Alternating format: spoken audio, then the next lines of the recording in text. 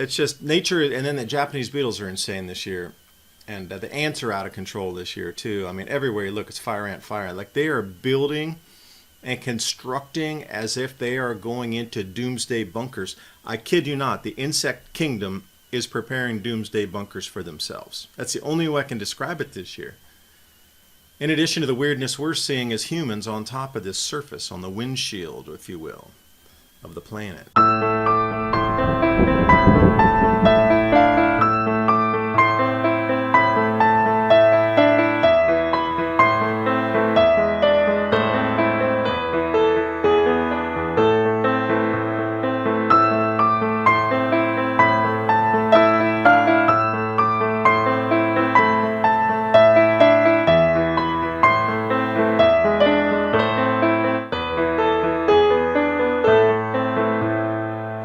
Welcome to another edition of Tradcat Night special guest exclusive podcast.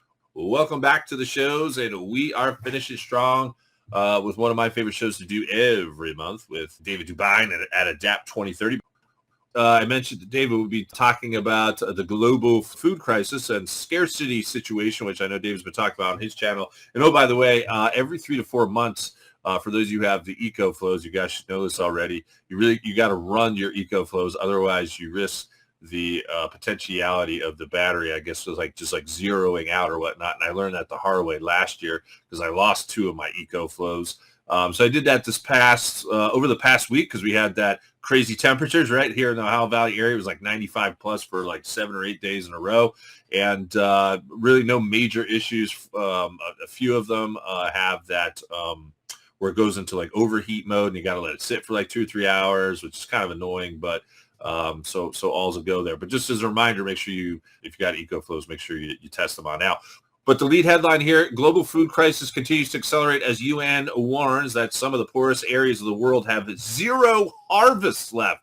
Yes, you heard me right. UN officials established a goal of completely eliminating global hunger by the year 2030, I'm reading from the article here right now. And basically they're saying that starvation is happening in certainly the areas that we know in third world countries or whatnot.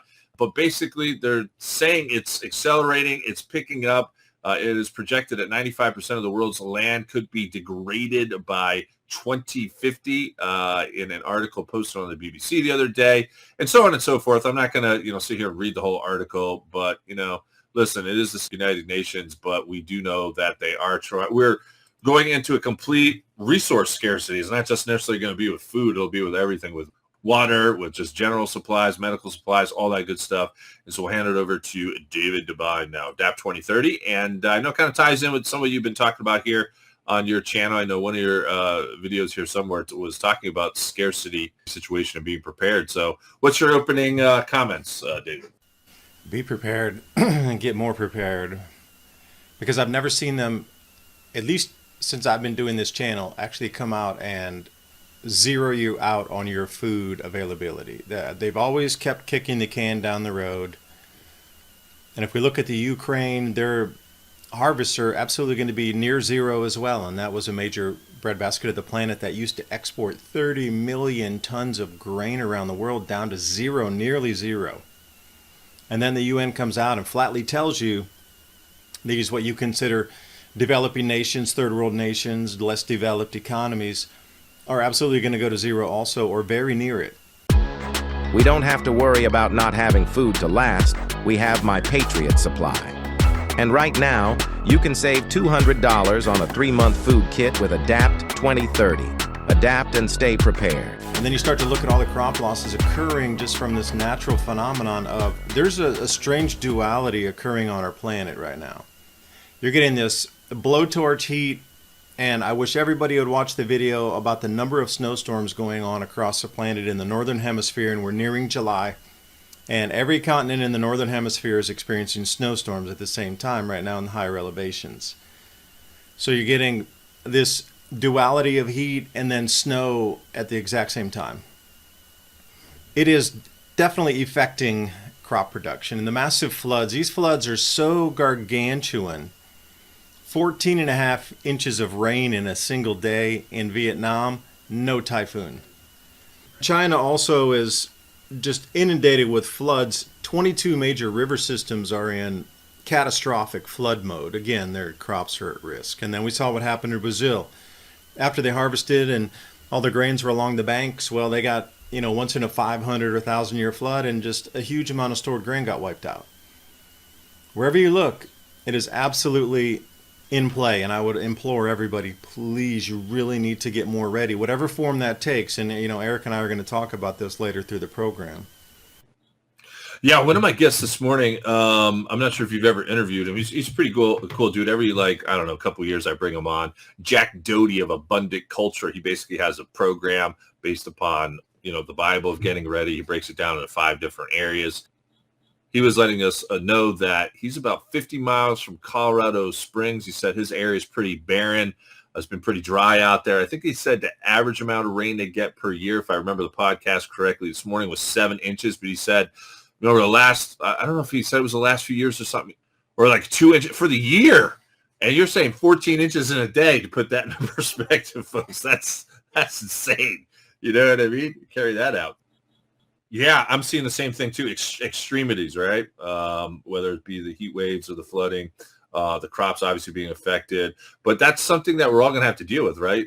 David, I think I asked you this question on the last show in terms of what you're doing out there in the Tennessee area. And then we also have to take into consideration perhaps water rationing come down the road. I saw a few more articles on that over the past month. We might have to be dealing with our local agencies and government officials on that. But what's your thoughts on maintaining a healthy garden that's going to be able to sustain, I don't know if it's going to be your family or maybe more, a whole community? Is that even going to be possible, do you think, in a few years now? I mean, we know how they're constricting farmers or whatnot. Is that even going to be possible for like the average homesteader to even really have enough food for more than a few people? I often wondered. If you can grow it indoors, yes. But we're experiencing something down here in Tennessee. Like, it hasn't rained in forever, and everything's really bone dry anyway. And they're expecting today 96 degrees and 30-mile-an-hour winds for most of the afternoon. Like, even if your plants are hydrated and you're sitting in and it feels like an incredibly ionized wind. And I've noticed what people are a little angrier right now. I can't explain it to you, but you can just feel agitation in the air. And I've heard of something also like this in California, where the wind blows from the desert to the coast versus from the coast into that mountain range. There's a name for it. Is it Santa Ana winds? I'm not sure. But it reverses the flow, and when they find that really hot, dry, ionized wind comes down, there's a lot more violence. And I absolutely understand what that was. I never really got it until here now. It's a very dry wind. Everything's just dry. Even though we water our plants every day, they just look parched. They look like scorched in the sun and parched. We've had an enormous amount of pest problems this year, like way so far above anything we've ever encountered before. Like, I don't understand why nature is it is truly over the top in terms of the rabbits, the mice, the field mice that are coming in to eat on the garden. And they're coming out of like the forest or the field. Don't know where they're coming from. They're definitely not in the house, obviously, but... And then we got these rabbits coming in. We got deer jumping our fence to drink the water out of the pond that we got for our we got geese and ducks. So we got this pond, right? It's like, but the deers are jumping over our fence to come in and drink the water. And so I never saw that before. And it's just, and then they're like, oh, wait, there's, beans and wine vines and stuff along the fence. Let's nibble on our way out. And I'm like, in addition to rabbits and whatever else is eating there, get away from our fence line. It's just nature. And then the Japanese beetles are insane this year. And the ants are out of control this year, too. I mean, everywhere you look, it's fire ant. Like, they are building and constructing as if they are going into doomsday bunkers. I kid you not, the insect kingdom is preparing doomsday bunkers for themselves. That's the only way I can describe it this year. In addition to the weirdness we're seeing as humans on top of this surface, on the windshield, if you will, of the planet. No, I'm right there with you. I mean, from a biblical standpoint, all of nature, animals going into revolt, everything not acting normally, basically. It kind of speaks to the insane times that we live in. But in terms of the scarcity situation, is there anything in particular that you're taking a look at the back half here of 2024 that people need to start stocking up on, or maybe getting extra seeds on before we might not be able to get it? Yeah, we had this conversation just a couple of days ago. Now, we were talking about the amount of fuel we had with the generators because our freezers are, they got some meat in there. So we were talking with my neighbors and saying, all right, what happens if the electricity goes out? Everybody obviously has generators. So we were talking more about the amount of fuel that each person had and like how much you have or how many days you think you could, run generators and keep 3 refrigerators or, whatever it is. People with health conditions, you're going to need to think about cooling, obviously. So then you're going to have to think about something that freezes to put ice in front of a fan because you're sure not running your air conditioner off of a generator for very long because that's going to pull so much. You can't keep it on eco mode. So we were going, all right, yeah, well, we're good for 2 to 3 weeks easily. But then after that, then what? Then we're like, all right, we got gas cylinders to cook out on the grills, or we could use obviously wood like everybody's been doing for 1,000, tens of thousands of years cooking with wood. Yeah, but it's trying to game this out and map this out. So this is going to be a little bit different for everybody here. I mean, your main number one thing is you're going to have electricity and connectivity. And as we see now, the U.S. government's going to stop allowing the import of DJI drones to come into the United States. So with that being said, there's an enormous amount of electronics in terms of walkie-talkies and ham radios, Baofeng, etc. that's manufactured in China. Now, if they're going down that route already and saying, well, the chips are used for backdoors and this and that, we got to restrict every single Chinese electronic product. Now, you need to put yourself on that mind frame right now that they are starting to restrict Chinese products, getting you anticipation that there's going to be a war breaking out where China would stop the stuff anyway. They're just trying to front run it. So as you see this, I'm not even going to call it slow drip. I'm saying like they're opening the faucet full bore. You're looking at this incredible long line of things that are going to be banned for import into the United States. And that would be your first look at that list, and then you can compare it to your preparedness of what you have or what you don't have, and notice the things that the U.S. is going to ban coming in from China, and you should get those first, because you know how important communications are. And I think it's incredibly important now. I've changed my mind frame. I think it's incredibly important to have a drone, to be able to get up there, scout your property lines, go over your tree line, 1,000 feet in any direction, and like look for threats coming in, because those drones, those batteries are very, very easily rechargeable with what you're talking like an EcoFlow. You can definitely recharge that hundreds of times. I don't want to be like, if I start doing that stuff now, I don't know if I would want to do that, because my situation is different, because I live like in a neighborhood kind of thing still, where you're probably more out in the open. You know what I mean? I don't know if I want to necessarily be flying a drone around in front of some of my people who already probably are looking at me sideways a little bit. You know what I mean? So I'm a little bit careful on that. But I did address that last year, the drones. Yeah. It is for hunting purposes too, because you can start to scout out the game in certain types of the day and see where the water's flowing or not, because after rain falls you can see where you get the pop-out springs. And you can send that thing up through the forest, because we have a few roads going up higher on the mountain and thing. So you can like send it up the road and scout the property so somebody doesn't have to walk up there, and you could check out, hover right over the trees and really see if there's insect problems or if there's fruit, how much fruit is it ready. Here's another thing. We have a bunch of peach trees, and we got these early red peaches, and if I forget the name of the actual variety, but the early red peaches are the first ones we got continuous peach drop through the year. Like now the yellow ones are coming on, so we'll get those in. But we didn't harvest fast enough, and the birds got all that stuff. A bunch of birds took a bunch of fruit. And we have more birds out here right now. It's crazy too how many birds are around, and just different types that I've never seen before. They're just everywhere all the time. But they're hungry, and I get it. But you're going to have to be responsible for going out and getting your fruit on a daily collection route. That's the whole thing is, we're like, well, let's just wait them a couple more days and they'll get a bit riper. And then we got delayed the day on Sunday because we had to meet some people. And we came back and we decided to do it yesterday, and all the fruit was gone that we were planning to harvest off of one tree that was the early setter. You're going to have to plan these routes of your collection. Like I'm going out to the blackberry and raspberry bushes every day now, collecting before birds get them or the deer come in or whatever. Some other nibbler in the forest decides to have a sugary treat.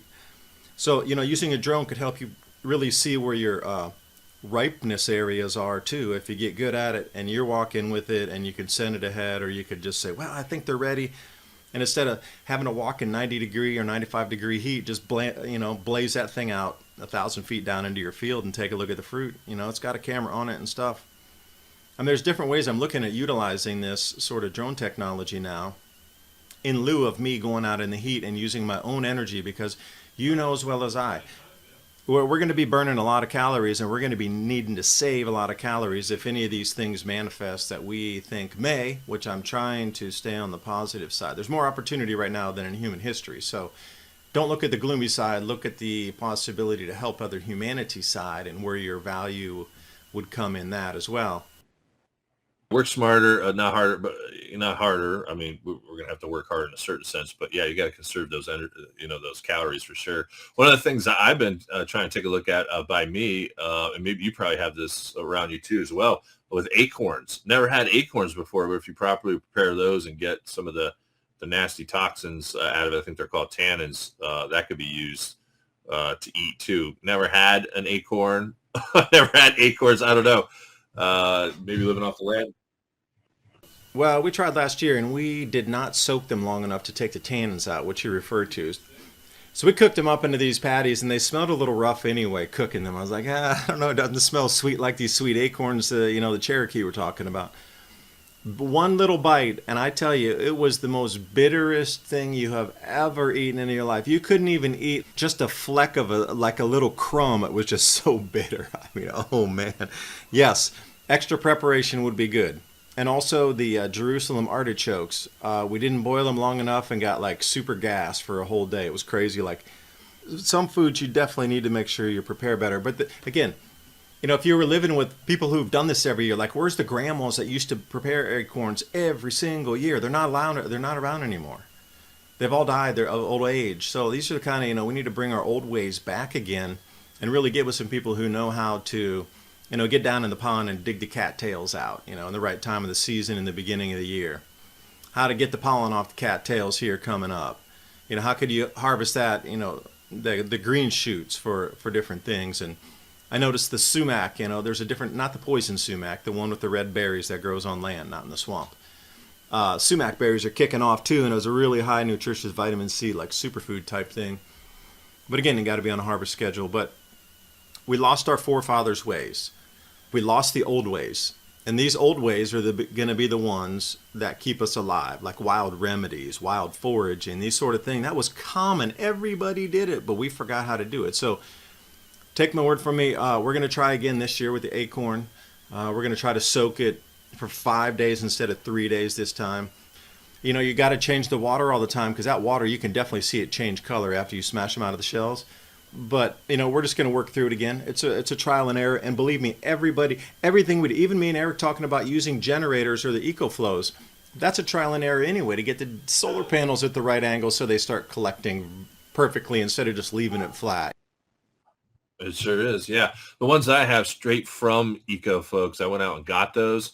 They kind of tell you to put it like on an angle, but what I noticed through trial and error is if you lay it flat, you get more wattage. It absorbs more wattage. You just lay it flat.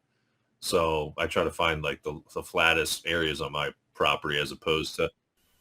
What? I'm the complete opposite where I put it totally flat and I don't get as good wattage, but yeah, then I angle it up and I get more watt inflow because you can see the digital, it shows you right there what your inflow is and how long it'll take the battery to recharge.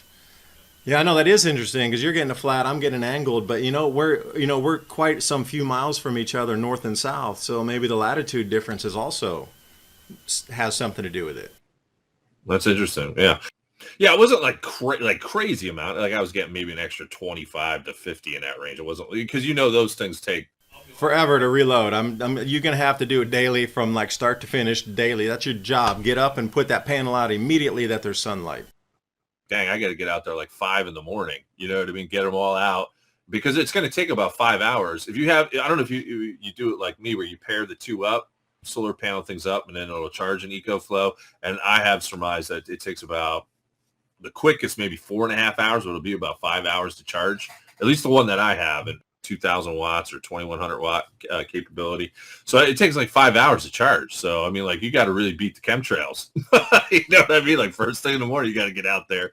You got to start thinking about these things, folks. I don't know about you, David, but I always sit down at the end of the day, like on the prepper side, and I at least try to spend, 20 to 30 minutes kind of thinking about potential problems, writing out potential solutions and kind of stuff, because something's going to come up down the road to where you haven't thought of, and it could be a life or death thing if you don't really think these things ahead.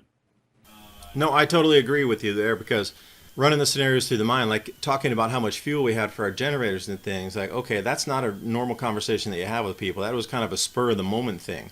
But if it had been a checklist, I want to get another 10 gallons of fuel to be able to stock up, but again, the 100% fuel, and there's only a few petrol stations. We got to drive like 45 minutes to find 100% fuel. Everything else has ethanol in it. So even that one thing alone requires pre-planning to have the things in your car when you're going to run an errand halfway to a bigger city where they have 100% fuel, because it's just getting harder to find that. And you don't want to damage your equipment by running ethanol in it. So even something that simple on a checklist to like, all right, I got to get my cans and we got to go to this special station that has 100%.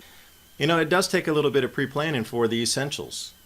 Yeah, and that's one of the principles here at Trad Cat Night to being an Eagle is the ability to change and adapt, you know, on the fly. I mean, listen, if you don't have your critical thinking skills honed, and this is why I'm a big proponent of like playing video games or like playing games where you really can kind of stimulate your mind into problem solving. Actually, I'm not sure if you're aware of this, Dave, but they have video games that like are actually just survival related. As a matter of fact, there's one I wanted to download the other day on PlayStation where you're put like on an alien planet kind of thing, like you're just like dropped out of a sky sort of thing, and you have to from scratch, you know, like build your shelter, you know, figure out ways to basically survive on like an alien planet, let alone our planet. But that's not the point. The point of it is to get you to like critically think and always kind of stay like a few steps ahead of the game, because I'm telling you, you forget one like major thing, and it's the matter of life and death for not only yourself but maybe for your family. So that's why I do that every night as an exercise. You know what I mean? Journal and start thinking about potential problems.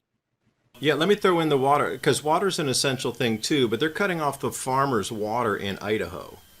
So I don't know if anybody's been following the story here. There's more than 500,000 acres of fully planted potato that the government just said, oh, green agenda, we need to just cut off the water. So they've, even if you have a well on your own property, you're not allowed to access the well anymore. The problem with that is there's operational loans that are out there. So all these farmers, they got all these loans in the beginning of the year. They planted already. And it's into the most integral part right now, the maturation phase of the potato crop. And with no water, then what do? Even though they have their own water, because they have to have water rights, quote unquote. Even if you dug your own well, it's a permitting system. And the government just revoked everybody's permits. And if you get caught irrigating, it's $300 per acre for a fine. Not on the acre you're watering, but on your entire farm. So if I have 100 acres and I'm watering 1 acre and then I get a $300 fine, then, you know, thousands of dollars in fines for watering 1 acre. But the thing is, if they can't grow the crop, they can't pay back their loans. And if they can't pay their loans, they're going to get their farms swooped up.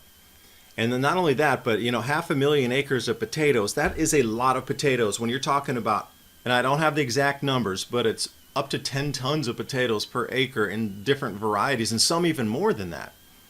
You know, there's all these different types of potatoes grown, from the reds to the russets to the whites and everything else in between. And the yields will vary on the tonnage per acre off of that. You take away 500,000 acres times 10, we're talking, you know, 10 million pounds of potatoes are going to go off the market. Like, where do you find that? Plus all the farmers, and it's all because of water. And that's another thing to think about is, where would we get water? And they just turned off the farmer's water. So if they're going to do it on a farm, what if they say, well, from now on you're restricted to this much, you know, and they cut your water rations out of the pipe literally from the city, and it's on a meter, and you can only use this much per day. Well, that means you're not watering your garden. You have to find a different source, just like those farmers. I'm right there with you. That's why I got an indoor hydroponics system capability, because I that's exactly the thing that I thought about, and so to where I'm not relying upon them giving me water. What do you make of like the housing? I mean, because I bring a lot of analysts on. They're talking about a housing crash here, which not only probably will involve commercial real estate, probably land too as well. But the problem with that is, as that's kind of going on, who's going to have the ability to even purchase that? Like, there's probably going to be a lot more people without jobs. People are not going to be making as much money. So it's probably kind of all relative, because I know some people, I guess, who are waiting out. They're still waiting out until this crash kind of occurs. What's your thoughts? And by the way, I had to look this up personally. For the average price per acre for land in Ohio is $32,000, like for your average like a neighborhood kind of thing, and then for like land, I think it's $7,000 right now. And there's a big difference there, obviously, because there's like some properties around me, David, where just like a lot here, like in Steubenville, a half an acre and they're trying to sell it for 30,000. I was like, what the heck's going on with that? And then you could just find like, I don't know, 5 acres, like 10 minutes away on Route 213, which is all agriculture. And they're trying to only sell it for like 15 or something.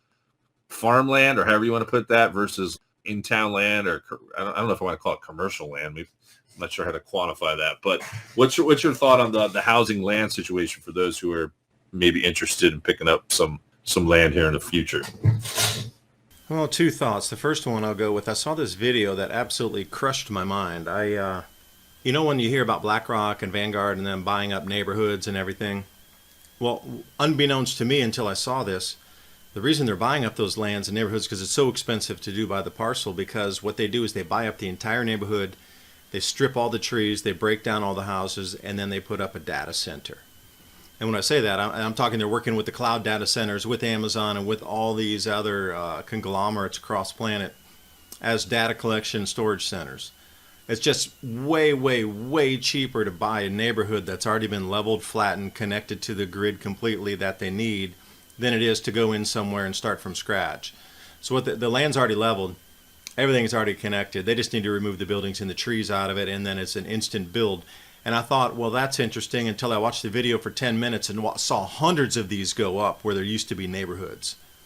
You know, this seems to be the play also, is our planet's becoming a Borg technology covered planet. And, you know, you got to look at the size in like these vast farms of solar fields, these vast, you know, windmill complexes now that are tearing down all the trees to put up windmills. Same thing. No more natural anything. That's all got to go because we need to put in the solar panels. And now I see these data centers getting, and every time I look, it just looks more and more and more like the surface of the planet's being covered by technology for something non-human. But this crash, it is going to be the mother of all crashes. And if you're sitting on metals or something tradable to be able to get that land, yeah, you should wait. But again, you know, how is this? David Rogers Webb, that great taking, that is one of the most epic movies you need to watch, even if you don't understand finance. They broke it down super granular, super easy to bite-sized chunks.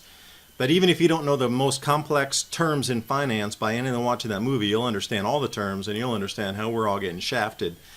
In this collapse, everything's going to get bailed into the banks, including all the mortgages. All the value of all the mortgages is going to get bailed in on that process. So here's my question for everybody out there waiting for the opportune time to buy. You're going to have to be purchasing from somebody who doesn't have a mortgage. And at that point, then what will be the equal trade? Like, you know, what are they going to take as trade? Gold, silver, a car, tools, whatever, to be able to trade you that land. And then you're going to have to go through the process of transferring that title of the land, if there's even, you know, systems up and running to facilitate that. So much to consider. And then on the other side, we got a few minutes left here, David. The latest in computer hacks, ransomware group threatens the Federal Reserve, claims it has hacked America's banking secrets. Not sure if you saw this one. It did hit mainstream media. Ransomware group called Lockbit have claimed to hacked the Federal Reserve Bank and released, get this, 33 terabytes. 33 probably a number synonymous with Freemasonry. They love right? I was like, you got that one too, right? But yeah, so we got to be aware of this too, with, you know, money in the bank or with cryptos even or whatnot. No, I would love to go with that point because that is absolutely baked into the collapse scenario. They need that excuse. Think about this. That is the excuse of all excuses. Now the secrets can come out and there can be like letters written that, oh, you know what? We don't have any buyers for it. We're at the end of the dollar. This is worth nothing. And just spook the entire world's markets by having all this information released out of the Fed. That would cause that downward catalyst. And I was talking, who was I listening to yesterday? Bill Holter. And he's with Miles Franklin. And he was saying that when the contagion starts, when this event starts, whatever it is, this financial thing, this wave of scare, it's going to be about a 72-hour event. And it will go from the world you know now to the world where there be zero credit available in less than 72 hours. At that point, then that bail-in of what David Rogers Webb and the Great Taking will take effect. So you need the catalyst to get it off, right? People are going to still use the U.S. dollar, not going to abandon it right now. But imagine if some catastrophic leaked information came out that really fast-tracked that and like really knocked a whole decade across and off of the awareness. And if those documents come out that it's really, and maybe some documents were planted in there to make it seem worse or seem that there's no value in the dollar, there's no buyers for the dollar, they just need to buy their own debt back continuously, and they're forcing everybody, and once those people stop, then, imagine the amount of fake data put in there to get released in that hack on purpose to then start the contagion. And that information contained within there, whether it's planted, real, false, twisted, is allowed to then be released out to the world to start this fear. Because then if the global war starts because of the dollar thing, now think how those two DNA strands can move forward together.